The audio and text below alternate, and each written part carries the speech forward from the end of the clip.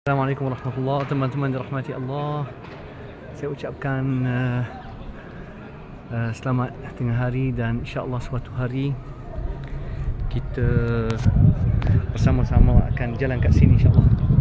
Kita akan jalan di Masjid Bani Umayyah insya-Allah, Masjid Al-Amawi di Damsyik. Insya-Allah suatu hari sahabat akan dapat menziarahi Al-Masjid Al-Amawi insya-Allah taala. InsyaAllah. Suasana yang sangat indah. Tapi hari ini panas sikit. Kita tengok dalam Masjid Al-Amawi insyaAllah.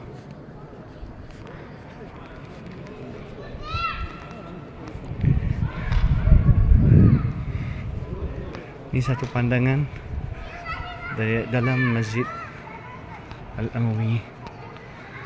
MasyaAllah, masjid yang penuh sejarah. Masjid penuh sejarah. InsyaAllah suatu hari saya akan bawa sahabat semua insyaAllah kita kat sini insyaAllah ta'ala.